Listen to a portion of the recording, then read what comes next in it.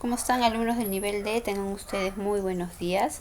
Espero que hayan tenido una buena semana y bueno, vamos a empezar ahora con el tema número 15, que corresponde a lo que es la tabla periódica y la clasificación de los elementos químicos. En este capítulo vamos a conocer un poco acerca de la historia de la tabla periódica, qué personajes contribuyeron con su formación, y también vamos a aprender el nombramiento de algunos elementos. Vamos a empezar entonces. Lo que ustedes están observando acá es una tabla periódica en el cual podemos ver, no hay un símbolo en sí, ¿no? Sino hay las utilidades para los cuales se emplean cada elemento, ¿no? Una de las tantas utilidades. Por ejemplo, si tú de repente haces un acercamiento con tu pantalla, ¿no? Agrandas la pantalla, vas a ver que el yttrium, por ejemplo, lo que está acá, se emplea en la soldadura, ¿no? El estroncio se emplea en la elaboración de fuegos artificiales. Con el rubidio, por ejemplo, se emplea para elaborar los satélites, ¿no? Luego tenemos por acá el renio, se emplea para la elaboración de los cohetes. El tungsteno para la elaboración de los focos.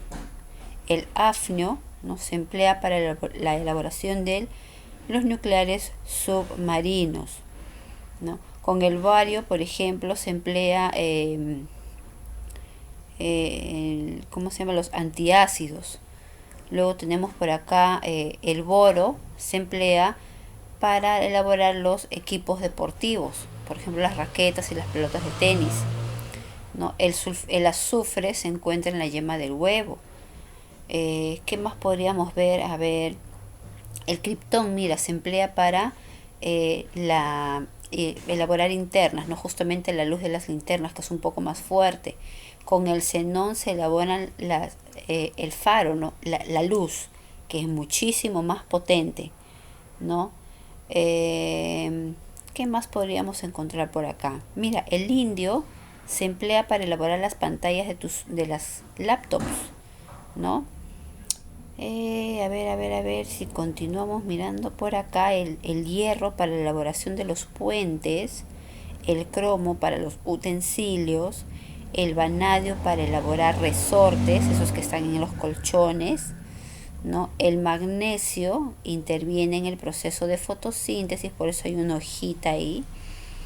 Y bueno, así sucesivamente.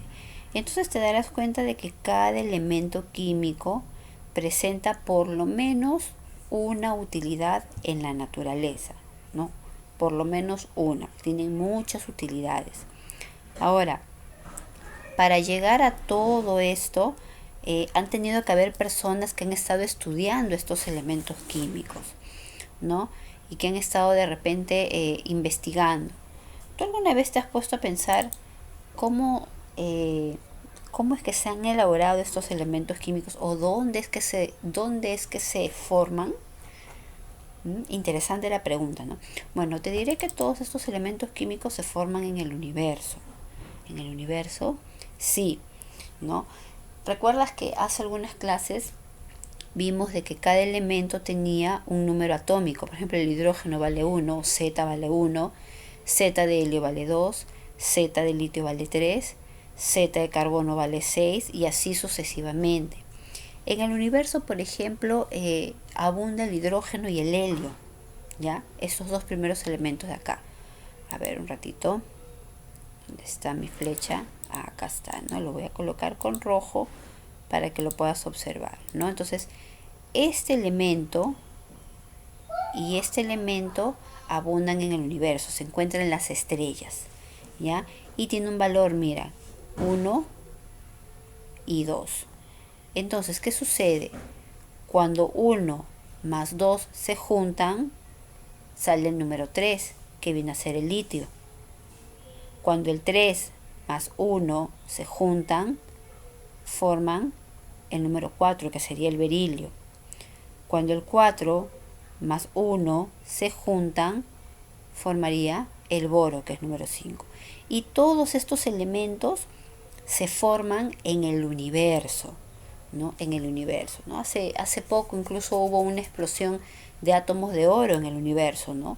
Que fue un evento descubierto por telescopio, y es un evento que sucede una vez ¿no? Cada cierto tiempo. Entonces podríamos decir de que todos estos elementos se distribuyen en la tabla periódica. Ahora, los primeros intentos para clasificar a los elementos químicos se iniciaron un poco después de que la ciencia empezara a descubrir la estructura interna de la materia. ¿Se acuerdan cuando vimos la materia, no?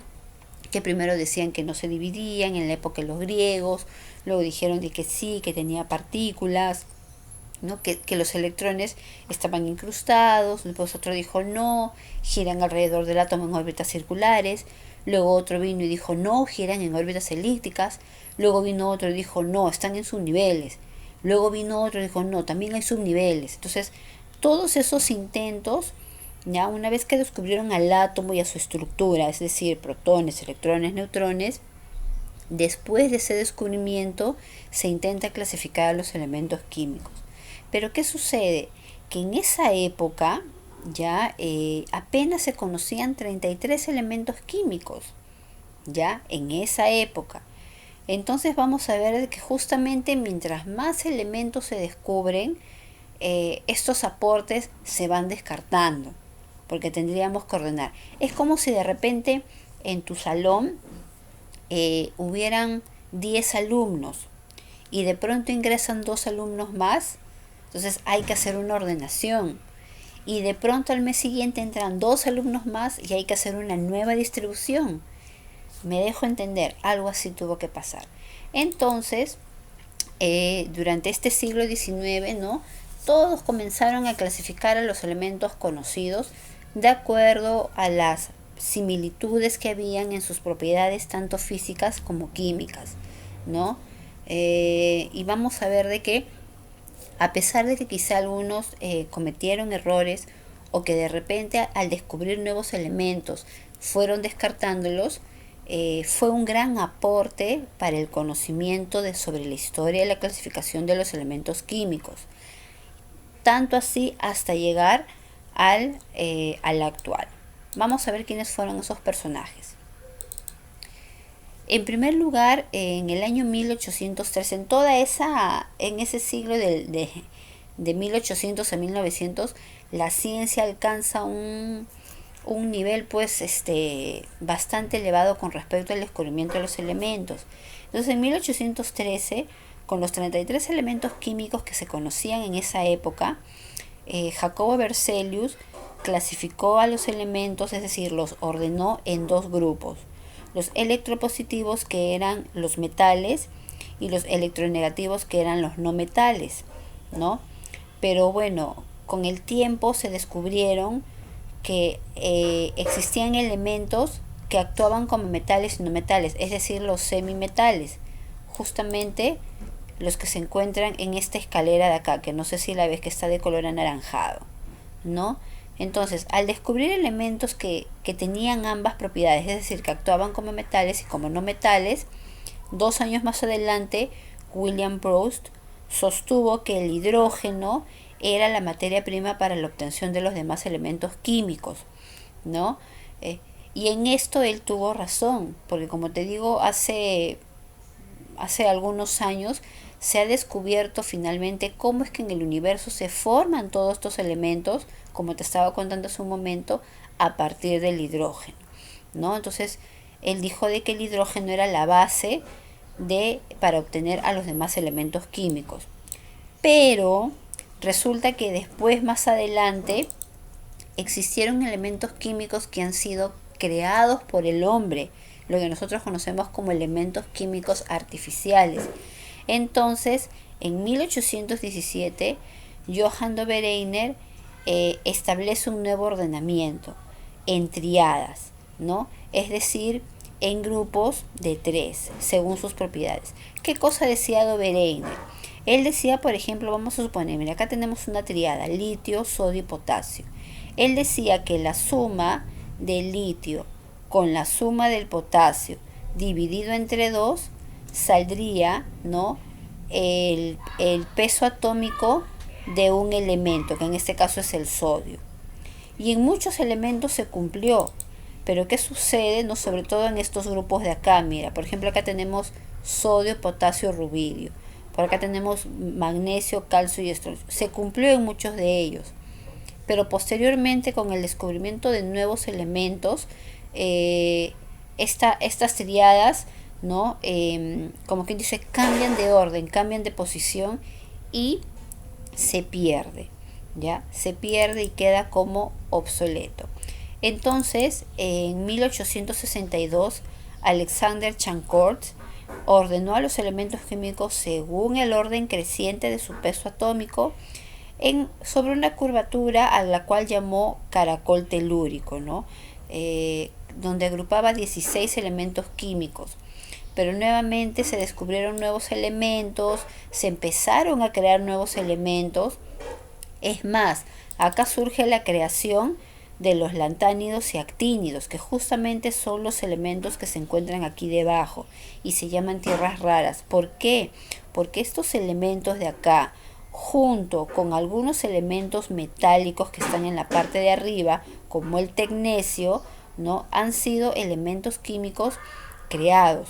Los de acá no son elementos 100% naturales, ¿no? Por ejemplo, un átomo de hierro, tú lo cortas y lo recontracortas y siempre vas a encontrar átomos de hierro. En cambio, en estos componentes de acá, en los lantánidos y actínidos, no, ¿ya? Entonces, para esto, donde me quedé, a ver, la teoría de Alexander Chancourt queda descartada, ¿no?, por el descubrimiento, por la elaboración, de nuevos elementos químicos elaborados artificialmente. Entonces, más adelante, Alexander Newlands, en 1864, ordenó los elementos químicos en octavas. ¿Qué quiere decir esto? Que él clasificó a los elementos de 7 en 7, tal de que el octavo elemento tenga las mismas propiedades que el primero, ¿no? Por decir, él qué cosa dijo acá, para que puedas entender mejor. Vamos a coger un grupo, por decir, primer grupo, ¿no? Potasio, calcio, escandio, titanio, vanadio y cromo, y manganeso, perdón. Hasta acá hay 7, ¿no? 1, 2, 3, 4, 5, 6, 7. Él decía que el átomo de hierro iba a tener las mismas propiedades que en este caso el átomo de potasio. Pero esto no se dio porque nuevamente se fueron descubriendo elementos y se fueron desplazando estos elementos. Generalmente el desplazamiento se da hacia la derecha. Entonces su teoría también quedó descartada, ¿no? Entonces, más adelante, Julius Meyer en 1869 volvió a hacer un ordenamiento de los elementos químicos, pero según el orden creciente tanto de su peso atómico como de su volumen atómico. Hasta ahí, o a partir de este personaje, se podría decir, las clasificaciones fueron ya más aceptadas, ¿no? Pero ¿qué sucede? Si tú te das cuenta, los elementos químicos presentan sus números atómicos, es decir, el valor de Z, en orden creciente. Por ejemplo, este vale 1, este vale 2, 3, 4, 5, 6, 7, 8, 9, 10 y así sucesivamente.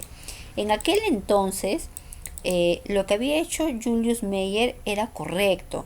Pero ¿qué sucede? De que como todavía faltaban elementos por descubrir, ya empezaron a haber espacios vacíos.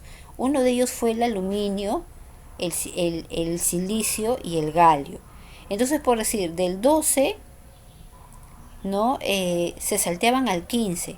¿Y qué va a pasar con estos espacios? Ya. Fue ahí donde entra Dmitri Mendeleev, ¿no? Él propuso esta ley de elementos químicos. Sí, dijo, ya vamos a ordenarlo según su orden creciente de su peso atómico, tal como lo dijo de repente Meyer.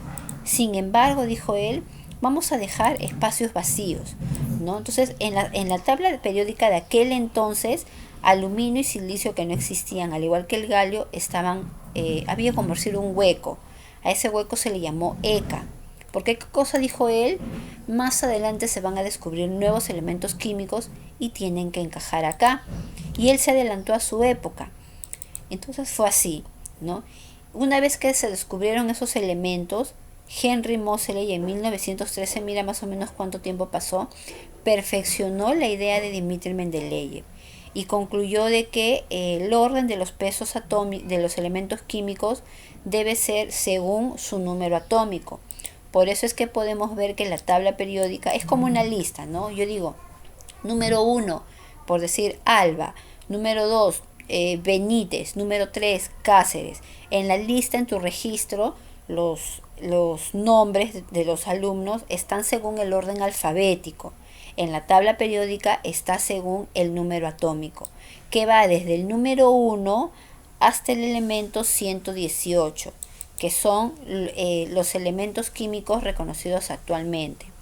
Profesora, ¿y puede haber alguna variación en esto? Sí, ¿no? Si se llegara a descubrir o se llegara a elaborar un nuevo elemento químico reconocido, ¿no?, por la IUPAC, si se llegara a hacer, se puede modificar la tabla. Vamos a suponer, por ejemplo, a ver, que a Cielo, ¿no? Cielo ha descubierto un nuevo elemento químico, ¿no?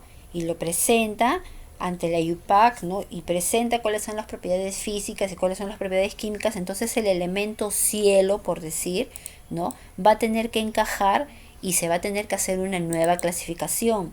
Pero más adelante, de repente, en este caso Davis, ¿no?, descubre otro elemento químico por ser un gas, ¿no? Descubre otro elemento químico y presenta sus propiedades físicas, presenta sus propiedades químicas y presenta este proyecto, se aprueba y tuviera que haber una nueva ordenación de dos elementos químicos nuevos descubiertos, uno por Cielo y uno por Davis. Pero que resulta que hasta la fecha no se ha dado ese caso. No se han descubierto nuevos elementos químicos ni tampoco se han elaborado. Pero quién sabe de acá, cuando ustedes crezcan, sean mayores, sean padres o sean abuelos, ¿no?, puede haber una variación. ¿Por qué te digo esto? Porque cuando yo estaba en la primaria, no habían 118 elementos químicos, eran muchos menos, ¿ya? Entonces, ¿pueden haber variaciones? Sí. Ahora, ¿cómo se escribe el símbolo de estos elementos químicos? ¿Quién le puso esos nombres? ¿Quién le puso esas letritas a esos elementos? Eso también tiene una historia y te la voy a contar. Cuando alguien descubre un elemento químico, tiene la facultad de colocarle el nombre que él quiera. Por ejemplo, si yo descubriría un elemento químico, puedo ponerle en honor a la ciudad donde nací, por ejemplo Lima, ¿no? Y le podría poner, bueno, tú podrías decir Li, pero como Li es litio, entonces puedo decir Lm. Ah, ya, un nuevo elemento. O de repente me gusta mucho un astro, ¿no? Por ejemplo, no hay ningún elemento químico que lleve el nombre de Venus, entonces podría colocarle el nombre de ese planeta. O de repente el nombre de algún héroe, por decir en honor, no sé, a Miguel Grau. Entonces yo puedo poner le puedo poner una letra, ¿ya? Entonces los símbolos químicos han ido surgiendo. Cuando se ha descubierto sus propiedades y sus características, el autor ha tenido la libertad de colocarle un símbolo. Ahora, si este elemento químico está representado por una sola letra, esta se escribe con letra inicial mayúscula. Por ejemplo, en el caso del carbono, flúor, potasio, boro, hidrógeno, oxígeno, azufre, yodo. Profesora, pero ¿por qué si carbono es C porque empieza con C y flúor es con F porque empieza con F? ¿Por qué potasio no puede ser P? ¿Por qué es K? Muy buena pregunta, ¿ya? Lo que pasa es que existen algunos elementos químicos que provienen del latín. Ahorita te voy a decir eso. Ahora, Si el elemento químico presenta dos letras, la primera se escribe con mayúscula y la segunda con minúscula, ¿no? Igual acá, cobre es Cu, cloro es Cl, neón es Ne, plata es Ag, oro es Au, magnesio es Mg y finalmente calcio, que es Ca. Profesor, acá también pasa lo mismo, silicio es Si, cloro Cl, neón Ne, pero ¿por qué cobre no es Co, es Q? ¿Por qué plata es Ag? ¿No? ¿Por qué no es Pl? ¿O por qué oro no es OR y es AU? Bueno, justamente a eso te iba a decir. Lo que pasa es que muchos de estos nombres derivan, entonces estos nombres algunos nombres han conservado su origen, ¿no? Por ejemplo, el antimonio proviene del latín stibium, el azufre proviene del latín sulfurum, el cobre viene del latín cuprum, ¿no? Y los últimos vienen del griego, ¿no? El mercurio, hydrargyrum, el hierro de ferrum, el fósforo de phosphorus, no phosphorus, el estroncio de strontium. Entonces te das cuenta de que ellos han conservado sus nombres originales, ¿ya? Ahora, conozcamos un poco más nuestra tabla periódica. En la tabla periódica vas a encontrar dos grandes grupos, o tres: los metales, los no metales y los gases, ¿no? Los gases inertes, ¿no? Los metales están justamente distribuidos en metales reactivos, metales de transición, semimetales.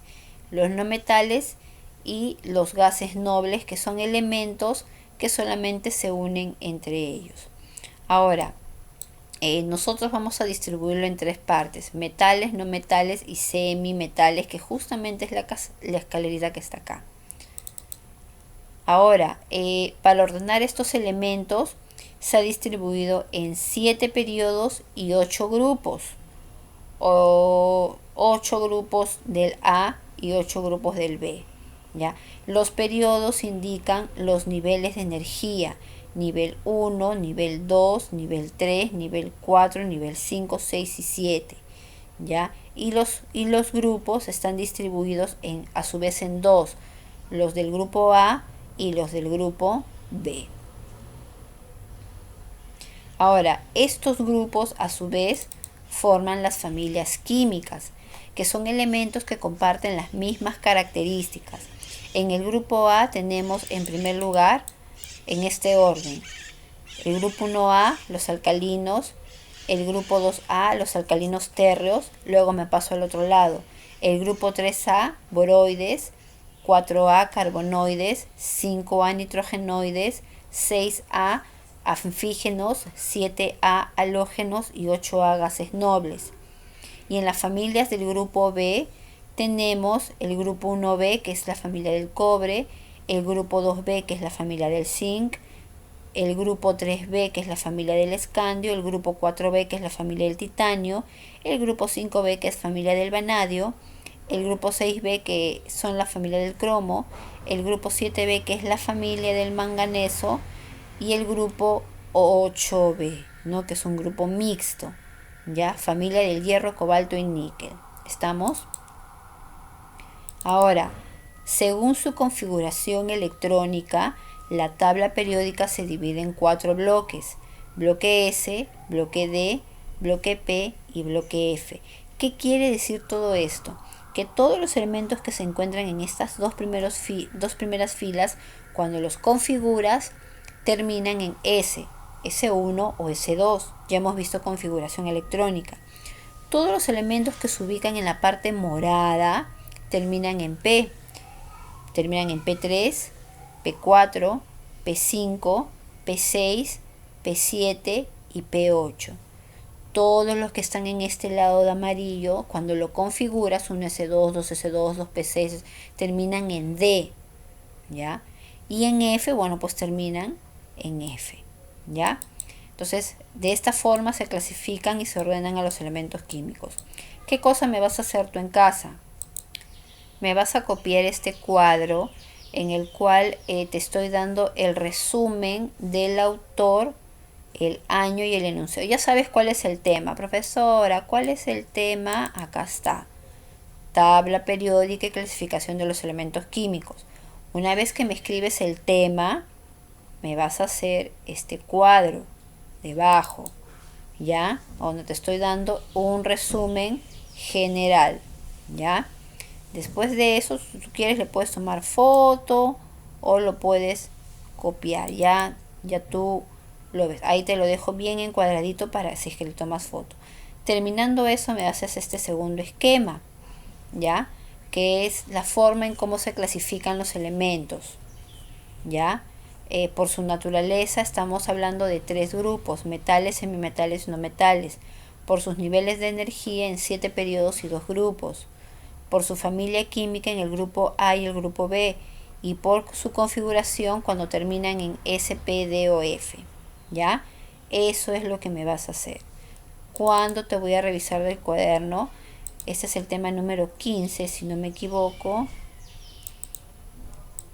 ¿no? Sí, el tema número 15 te lo voy a revisar la próxima semana, ¿ya? Con los dos esquemas, ya sea foto o a mano, con la separata desarrollada, que es tu nota de tarea, y la evaluación que está dentro de ella misma.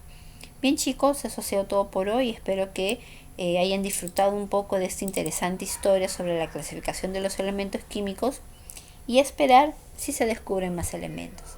Nos vemos, chicos, ha sido un gusto. Muy buenas tardes.